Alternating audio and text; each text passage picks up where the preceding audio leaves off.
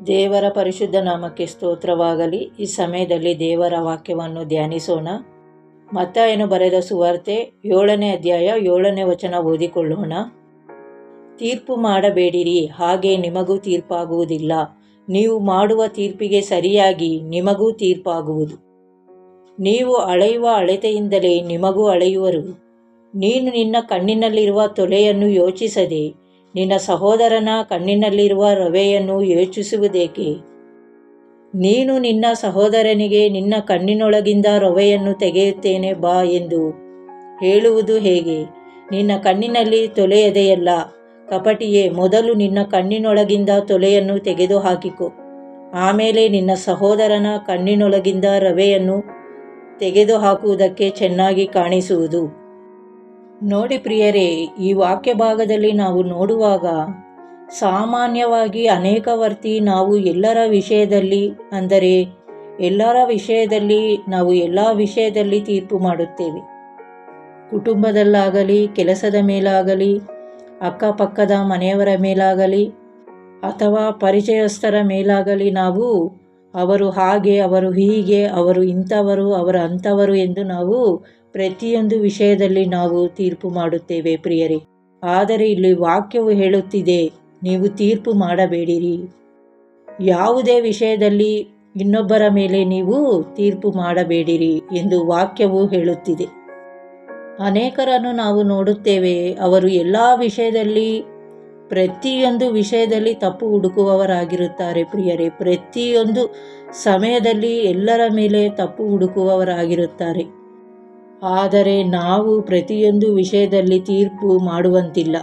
ಮೊಟ್ಟ ಮೊದಲು ನಮ್ಮಲ್ಲಿ ಯಾವ ತಪ್ಪು ಇದೆಯೋ, ನಮ್ಮಲ್ಲಿ ಯಾವ ದೋಷವಿದೆಯೋ ಎಂದು ನಮ್ಮನ್ನು ನಾವು ಪರೀಕ್ಷಿಸಿಕೊಳ್ಳಬೇಕು. ನಂತರ ನಾವು ಇತರರಿಗೆ ಹೇಳಬೇಕು ಪ್ರಿಯರೇ. ಗಲಾತ್ಯದವರಿಗೆ ಬರೆದ ಪತ್ರಿಕೆ 6ನೇ ಅಧ್ಯಾಯ 1ನೇ ವಚನ ಓದಿಕೊಳ್ಳೋಣ. ಸಹೋದರರೇ, ನಿಮ್ಮಲ್ಲಿ ಯಾರಾದರೂ ಯಾವುದೋ ಒಂದು ದೋಷದಲ್ಲಿ ಸಿಕ್ಕಿದರೆ ಅಂಥವನನ್ನು ಆತ್ಮನಿಂದ ನಡೆಸಿಕೊಳ್ಳುವ ನೀವು ಶಾಂತ ಭಾವದಿಂದ ತಿದ್ದಿ ಸರಿಪಡಿಸಿರಿ. ನೋಡಿ ಪ್ರಿಯರೇ, ನಿಮ್ಮಲ್ಲಿ ಯಾರಾದರೂ ಏನಾದರೂ ತಪ್ಪು ಮಾಡಿದರೆ ದೇವರಿಂದ ನಡೆಸುವಂಥ ನಾವು, ದೇವರ ಆತ್ಮನಿಂದ ನಡೆಸುವಂಥ ನಾವು ಅದನ್ನು ತಿದ್ದಿ ಸರಿಪಡಿಸಬೇಕು. ಅದಕ್ಕೆ ಬದಲಾಗಿ ನಾವು ತೀರ್ಪು ಮಾಡುತ್ತೇವೆ ಪ್ರಿಯರೇ. ದೇವರ ಆತ್ಮದಿಂದ ನಡೆಸುವಂಥ ನಾವು ಪ್ರತಿಯೊಬ್ಬರನ್ನು ತಿದ್ದಿ ಸರಿಪಡಿಸಬೇಕು. ಒಬ್ಬರನ್ನೊಬ್ಬರು ಕ್ಷಮಿಸಬೇಕು, ಒಬ್ಬರನ್ನೊಬ್ಬರು ನಾವು ಪ್ರೀತಿಸಬೇಕು. ಹೀಗೆ ಒಬ್ಬರನ್ನೊಬ್ಬರು ನಾವು ಕ್ಷಮಿಸುತ್ತಾ, ಒಬ್ಬರನ್ನೊಬ್ಬರು ನಾವು ಪ್ರೀತಿಸುತ್ತಾ ಕ್ರಿಸ್ತನ ನಿಯಮವನ್ನು ನೆರವೇರಿಸುವವರಾಗಿದ್ದೇವೆ ಪ್ರಿಯರೇ. ಆದುದರಿಂದ ಪ್ರತಿಯೊಬ್ಬರು ಒಬ್ಬರನ್ನೊಬ್ಬರು ಕ್ಷಮಿಸುತ್ತಾ, ಯಾವುದೇ ಒಂದು ವಿಷಯದಲ್ಲಿ ನಾವು ತೀರ್ಪು ಮಾಡದೆ ಒಬ್ಬರಿಗೆ ಒಬ್ಬರು ಬುದ್ಧಿ ಹೇಳುತ್ತಾ ನಾವು ದೇವರ ಮಕ್ಕಳ ಅನುಸಾರವಾಗಿ ನಡೆದುಕೊಳ್ಳೋಣ. ಈ ಸಮಯದಲ್ಲಿ ಚಿಕ್ಕ ಪ್ರಾರ್ಥನೆ ಮಾಡಿಕೊಳ್ಳೋಣ. ಸ್ತೋತ್ರ ಸ್ತೋತ್ರ, ಪರಿಶುದ್ಧನೇ ಪರಿಶುದ್ಧನೇ, ಮಹೋನ್ನತನೇ, ಸರ್ವಶಕ್ತನೇ, ಸರ್ವಾಧಿಕಾರಿಯೇ, ಸ್ತೋತ್ರ ಕರ್ತನೆ.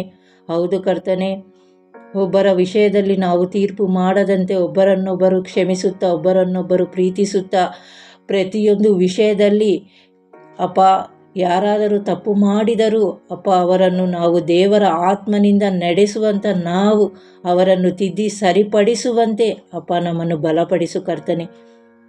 ಹೌದು ಕರ್ತನೆ, ಅಪ್ಪ ನಿನ್ನ ಚಿತ್ತದ ಪ್ರಕಾರ ಒಬ್ಬರನ್ನೊಬ್ಬರು ಕ್ಷಮಿಸುವಂತೆ, ಸರಿಯಾದ ಮಾರ್ಗದಲ್ಲಿ ದೇವರ ಚಿತ್ತಾನುಸಾರ ಅಪ್ಪ ಎಲ್ಲರೂ ನಡೆಯುವಂತೆ ಪ್ರತಿಯೊಬ್ಬೊಬ್ಬರನ್ನು ಬಲಪಡಿಸು ಸಹಾಯ ಮಾಡು ಕರ್ತನೆ.